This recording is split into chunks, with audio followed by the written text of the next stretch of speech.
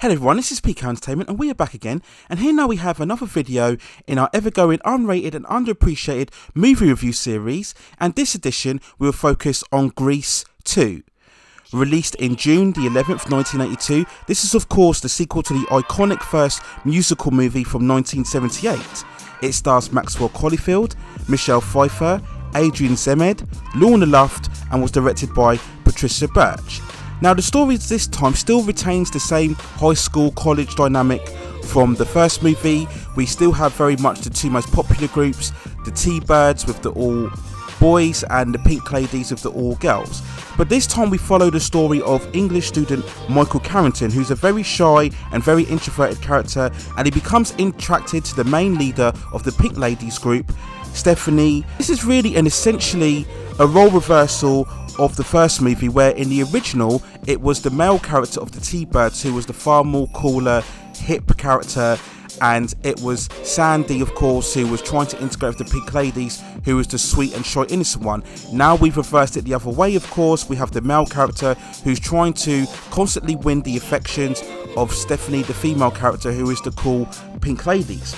After failing for a short while in trying to win Stephanie's affections, Michael initially decides to adopt a secret identity as a cool rider who goes around taking on the troublesome gangs, and this obviously finally gets the attractions of Stephanie, and she spends throughout the movie trying to wonder and discover who the identity of the cool rider is. Now overall, when looking back on Grease 2, I have to say it is, for the most part, every bit as fun and entertaining as the first film. It has the same upbeat energy, positivity.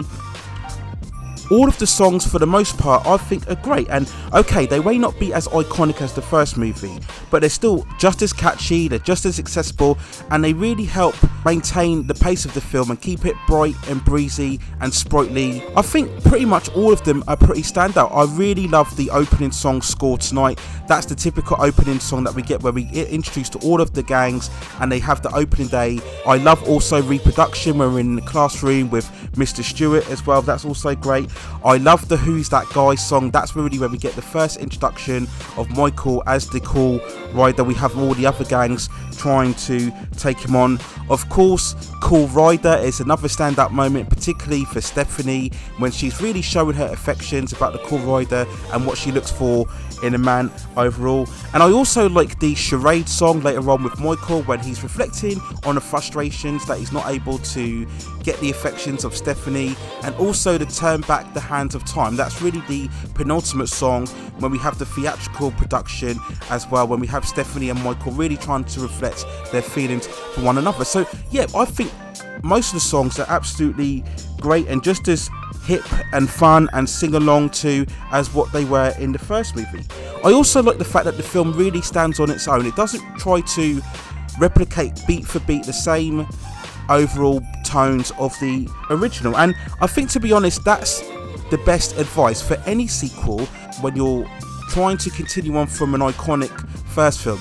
The best thing to do is to stand on its own, rather than trying to continue the continuity of the original, when all you're doing is really reminding audiences what made the first film great.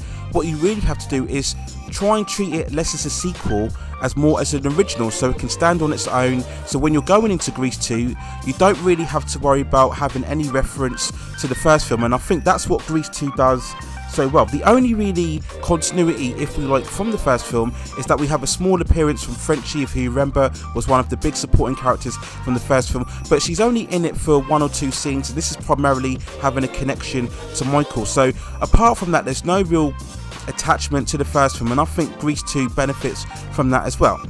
We also have to, of course, acknowledge Grease 2 from the first major big screen appearance of Michelle Pfeffier. Now I think for me, and I think for most of us, we can all agree that Michelle Pfeffier is one of the true all-time great actresses of the industry, and she's still very much revered today. She, of course, was the biggest beneficiary from the cast of Grease 2. She was the only one really that went on to become a massive superstar throughout the 80s and particularly the early to mid 90s. So of course we can look on later on with the following year after Grease 2 in 1983, she would go on to play a major supporting role in the iconic and immortal Scarface. She later on went to star alongside Joel Malkovich and Glenn Close in Amadeus. She later on starred alongside the Bridges brothers in The Fabulous Baker Boys. She reunited again with Al Pacino in Frankie and Johnny. And of course, she really created her own iconic role in the phenomenal performance as Catwoman in Batman Returns. And here in Grease 2, she really is the standout character. She's smart, she's sexy, she's sassy, but they didn't make Stephanie an egotistical character. She's not overly self-consuming. She has, to an extent, I'd say, a self-depreciating element to her character. She's obviously the one that's the really cool chick on the team, but she doesn't really look for over-attention. She's pretty much of a standalone and self-reliant character, and I think that's what makes you root for her overall. Now, you could criticise Grease 2 if you wanted to eventually draw comparisons to the first movie, and yes, we could outline that the characters in this sequel aren't as well developed as the first film. Now, they're not particularly bad or terrible characters, and they all help in keeping the story breezing along at a nice pace, but to be honest, they're nothing really special. Maxwell Caulfield as Michael is sadly a bit of a bland character. He's lacking really any of the sprightliness or the personality that we saw either from John Travolta or Olivia Newton-John. It's really hard to believe that him and Stephanie would have had any kind of chemistry. You know, the attraction really to the cool rider by Stephanie is much more of a fantasy rather than any true connection between the two characters. Whereas the first one had a lot of interesting characters and also other subplots, despite the main romantic story between Danny and Sandy, we don't get the same element here. When you really take out the romantic subplots of Grease 2, which isn't much to be fair, we don't really have a lot. The characters are pretty much all just trying to stay cool. It's more about who's just getting with who. There's no really other interesting elements to the story outside of the main plot, and I think that's something you could criticise with Grease 2. You could also maybe outline that perhaps because of the lack of the storyline or the characterisation, there is perhaps an over-reliance of song, despite the fact that I think most of the songs are pretty great. We do get a song perhaps every 4 to 5 minutes, and I think it's always telling in any musical when you have songs that really take precedence over the storyline and the songs themselves don't particularly support the storyline, then maybe that's a hidden flaw with the whole concept as well. I think the best musical are always the ones where the songs support the plot and take the characters forward with the story, and Grease 2 doesn't do that as such, so I can understand that criticism as well if you wanted to throw in the fact that maybe there are perhaps too many songs throughout the whole movie. So if I had to give an overall score for Grease 2, I would give it a 7.8 out of 10. Despite the flaws in characterisation and maybe depth in storyline, it's still every bit as fun and entertaining and positive, and for me, endlessly watchable as the first film. And again, it does that great achievement of not needing to rely on the first film in order to stand on its own, and that's for me what makes it such a good sequel overall.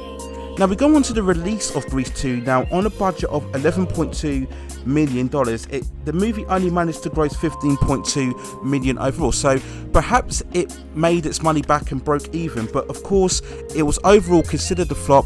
As I mentioned before, again, this is the issue you have when you are making a sequel to one of the most iconic films of the late 70s and early 80s, and whether you like Grease or not, you can't deny that it is very much of a cultural phenomenon, and it still has many references today. If you go to many parties or stag do's or work parties, a lot of the times they will still play a lot of the songs from the original, and it just has that cultural legacy that sadly the sequel could never match and was never going to match. So I think anytime people were going into Grease 2, they were instantly comparing it to the first film, and it never wanted to be like the first film. So if there was any drop off or any elements where people felt it couldn't compare to the first film, I don't think it would have appealed to them as such, and I think that's probably one of the biggest reasons why Grease 2 didn't perform as well at the box office. You have to remember, Grease was big enough that it actually outgrossed Superman the movie in 1978,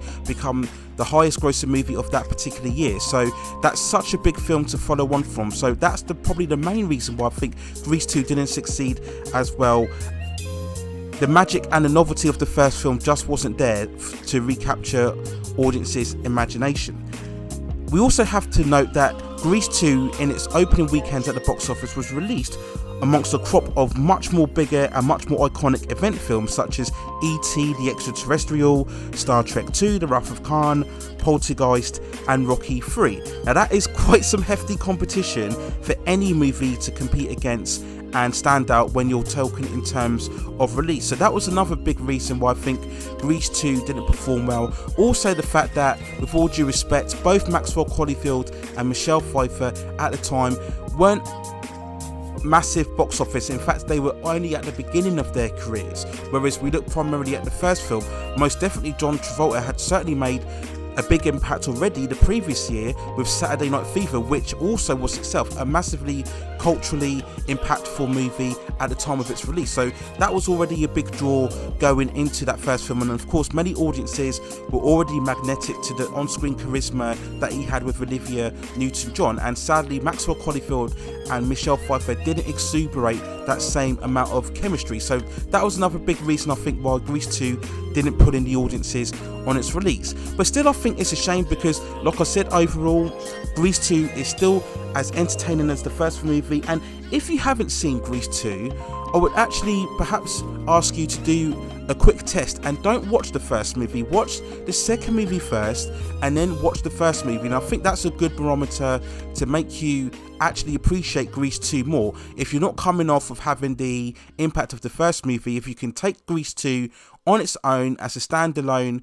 musical, I think you would enjoy it much more, and I think it does deserve far more recognition and appreciation than what it got initially on its release.